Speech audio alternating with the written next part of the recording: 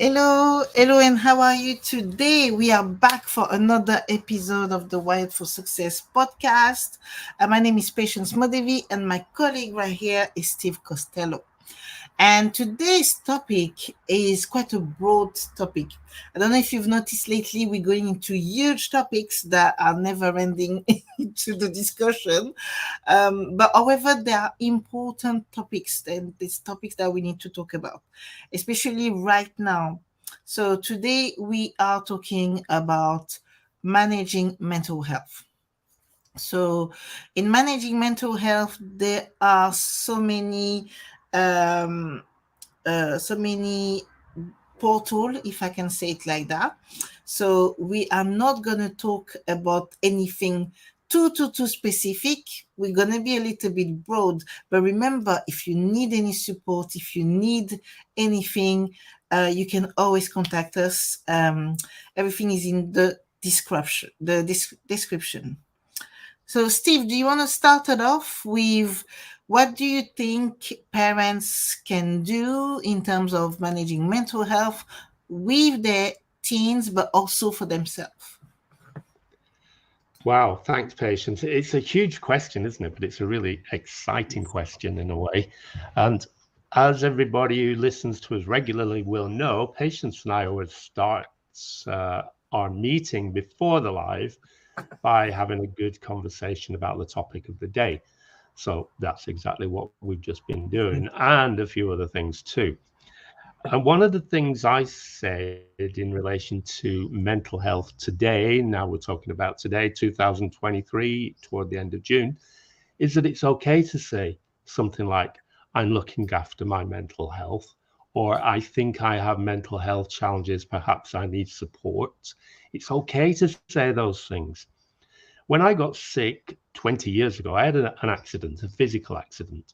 But one of the reasons for that accident was because I was burnt out. My Mm, mental health was all over the place. It wasn't good at all. But I couldn't say that. It was frowned upon. It was a weakness. It was a terrible sign to say, I think I have challenges with my mental health. Whereas, as I said, on the other extreme today, we can say, my mental health is not so great. I need support. And that's a good thing. So, one of the things we need to be able to do as parents is to say to our kids, hey guys, if you're not feeling too great, if your thoughts are driving you nuts, if your thoughts are all over the place and you don't know how to manage them, it's not a problem. We can talk about this. We can give you support or we can bring support. So, openness and honesty has got to be a good starting point. So, what do you think there, Patience? yeah, I agree. Openness and honesty is really important. And this will lead into acceptance or some kind of like really awareness of where you're at. So I don't know if this saying actually exists in English, but basically is when you call someone crazy, you are the only one. So it's like a kind of story that I've heard a lot when I was young. It is basically when you call someone crazy, you're the only one who thinks they're crazy. They don't know they're crazy. They don't think they're crazy. They don't have any idea of what even you're talking about in terms of craziness. For them, they're normal. There's nothing wrong with them. And that's the thing. First of all, the labeling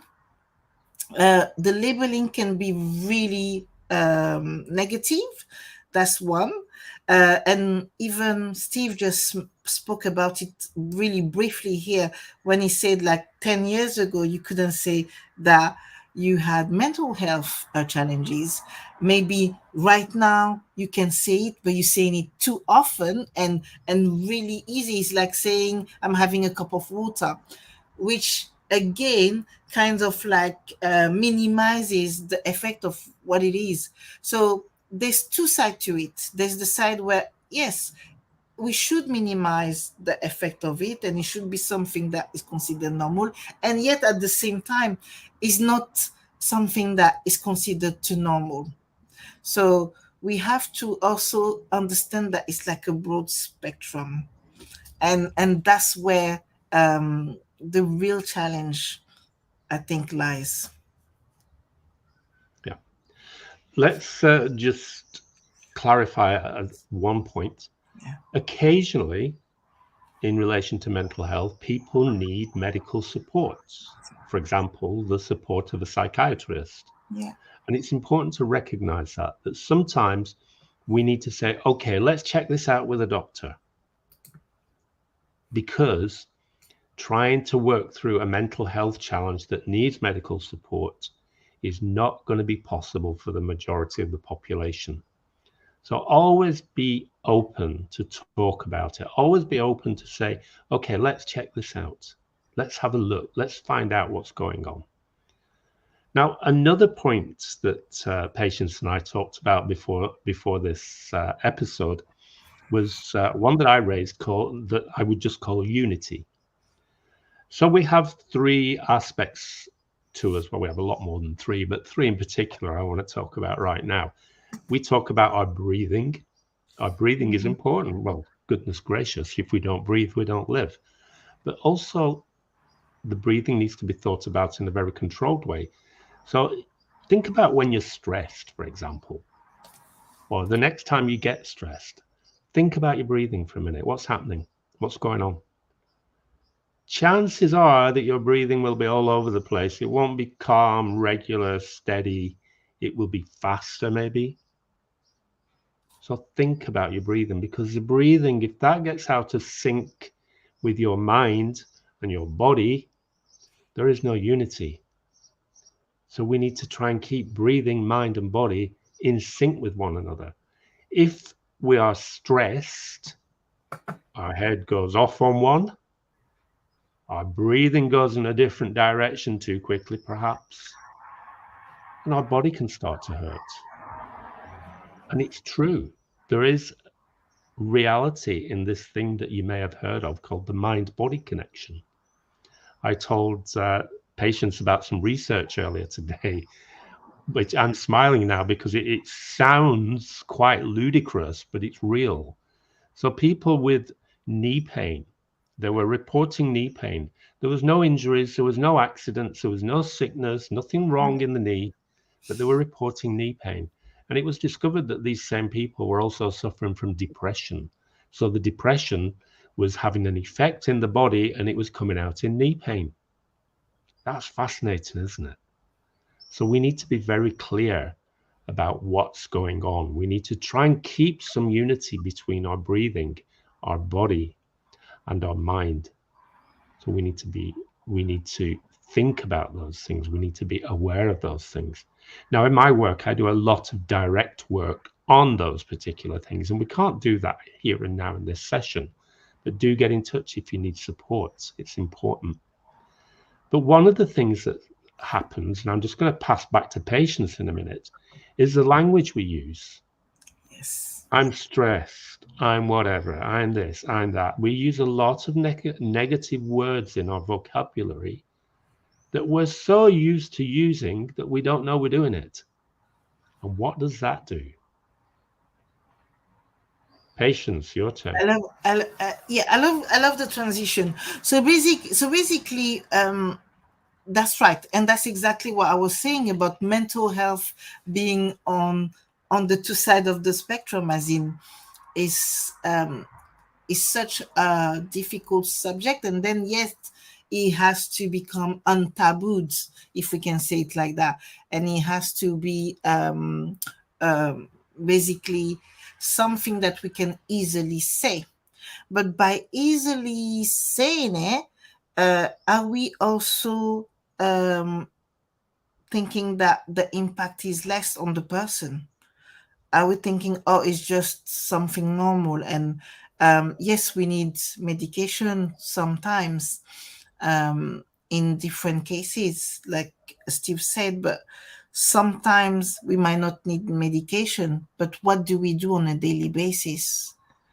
How do we recognize the signs?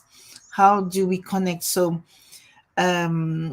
So Steve was talking about unity, the breathing, the body, and did you say the soul, the mind, the The mind? mind. Yeah. Perfect. So so Steve was talking about this unity, and when you think of it, I want to talk about something else as well that comes into it, which is how we're feeling. So yes, I can say to you, I've got mental health, but how am I feeling? How is this coming into my life every day?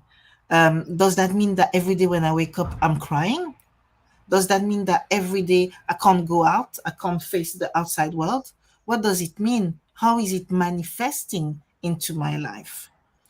Then, in myself, within me, what is it linked to? Because every incident in our life is linked to a part of our history. So, what is it linked to? We need to create this awareness. And I think all of this is linked to the mind because in your mind, there's something that has been created along your journey that is created your subconscious to have this pattern and to say, oh, when you're going here, this is danger. So is making the link and then understanding that. I think from there is then, I'm not gonna say easier, but it opens a door to, okay, maybe I can try and um not assess, but go a little bit more about understanding what things means to me, little Yeah. by little. I've just remembered an example that a client of a couple of years ago shared with me, and it related back to a story from school. And there was another girl at the school. Well, there was lots of other girls at the school, but one girl in particular at the school, and my client had an incident. It was not violent, but kind of a little bit fraught, a little bit tense, and it created a lot of bad feeling. And as a result of the incident, my client stayed away from that other girl. She stayed away partly because she felt that it was a safer place to be, Yeah. but also because her own parents said, hey, don't go to that girl, stay away from that girl. A few years later, she was walking along a row of shops in her local town, looking in the shop windows, and she noticed a reflection as she's looking in a window of somebody across the street over her shoulder. So she turned to look, and it was the same girl. And immediately she saw that girl, she felt fearful, she felt tense, all Mm, kinds of emotions came flooding back. She remembered the incident, didn't feel good at all, and all she could think to do was get away. So she turned to walk away. As soon as she turned almost, she heard the now young woman's voice behind her calling out her name. Hey, come, let's say hello, let's meet. And the other woman caught her up. She was fearful, scared of what might happen next. And all the other woman wanted to do was say, wow, it's been years. How are you doing? And that's what happened. They had a conversation about how it had been years. But my client had carried that baggage. She'd mm, kept it in her head that something was going to happen between her and that other woman because of what had happened years ago at school. And it just wasn't true. But what made it even worse was that she also had similar fears of slight aggression or raised voices sent her into a panic. And it was all based on that incident of years ago. So, what we have to do in situations like this is hear people's stories, mm, ask them questions. What is it that makes you feel so scared? What's happening? yeah. I asked her that. She told me about the incident at school, and we built it up from that. So, we've got to ask questions. We've got to Yeah. ask open questions. We don't want to ask threatening questions. We need to be as relaxed as we possibly can. We might not like what we're hearing. So, Mm, we too need to take a breath to enable us to hear what's being said. because that is one of the crucial things in mental health. For people need to be heard. I asked a friend some months ago if she'd seen another friend, because I hadn't seen this other friend in ages. I'm talking about through social media now, because they live over 1,000 miles away. And she said, "Oh, no, no, he's okay. He's working on his mental health." And it was a funny Mm. thing to hear. But yet at the same time, I knew what she meant. And he was, well, one of the things he was doing to work on his mental health was staying away from social media. That helped him. That was a good thing. So we've got to hear what people need, what people want, and why they need what they need. Patience. Yeah, I love this because um um again, so there we have to really be broad in our perspective and not be closed up about how we're going um to come into a situation. So let's say your parent and your teenagers are going through a difficult time at this moment. Um, how can you give them space to be? How can you give them space to be and at the same time be there to give support? And this is something that is really subtle because the support that you can want to give with all your kindness as a parent to your teenager could then become really annoying and really create conflict with your teenager. But what we have to do here, I believe, and I was discussing this with Steve before, is that we need to leave our ego aside as parents. And by leaving our ego aside, you are really going fully and completely wholly for to support your child, whether what you hear or what you see or what you feel, it doesn't feel good to you. And I want to really press on that because if a child, let's say, saying, "I don't want to see you, I hate you," I will take this with a really big pinch of salt. It might not be they don't hate you, it might not be that they don't want to see you, but it might be that in that time where they are processing this and they can't make sense of it, you are too much in that space. And often, um, this can create more of a difficulty and a challenge than actually make it easier. Yeah. I think just one more thing to say, because I think we're almost out of You time. know, yeah. Unfortunately, we all this happens every time. Never Who mind. does- There's a gap between parents' experience and understanding Mhm. and the experience and understanding of young people. There is a gap. It's natural. Think about it. It's logical. The parents have had much more experience, therefore they have more understandings of the things in life. So our young people are learning. They're on a journey. They're on a tough journey. Remember it. It's a Yes. steep learning curve. Yeah. It's not even a curve. It's a steep straight line up. It's hard work. So sometimes they just need a bit of space. And I think it's important to enable that space. Sometimes they need a bit of explanation. Yeah. So it's important to try and give a balanced explanation rather than this is the way it must be done. Exactly. These are the options. These are the ways it could be done. What do you think? How does that work for you? Ask Mm. questions. Lots of questions. Questions help. A few weeks ago, and this is just a final example, one of my daughters said, "Why does mum hate me?" Whoa, big question. Why does mum hate me? But the truth Mm. is that that is not true. Absolutely, it's not. But the person asking the question was in a place where they felt challenged about lots of different things, mostly weren't related to home exactly. They felt unsure about themselves. They weren't sure where they were going. They weren't sure what they wanted to do. There was loads of things coming up for them.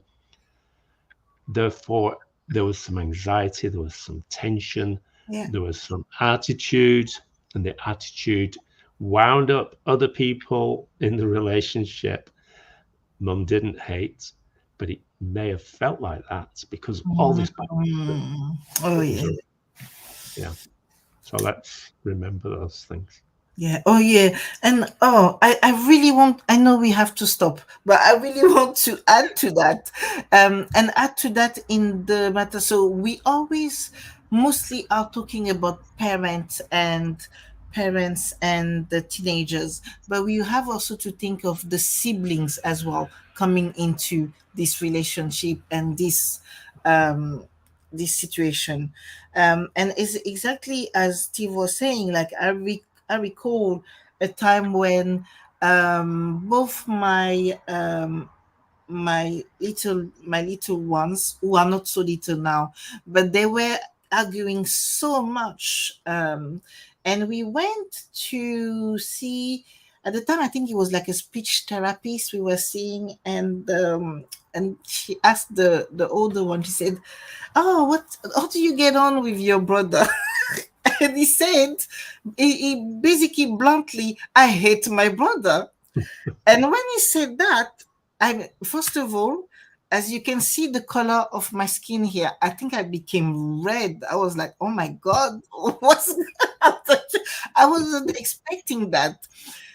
And then I didn't answer, I didn't say anything, I didn't react. I just, I was out of the conversation, so I just left them to talk. And she was like, "Oh really, why?" And obviously it was the usual, "He does that to me, he takes my toys, he did that," all those kind of things.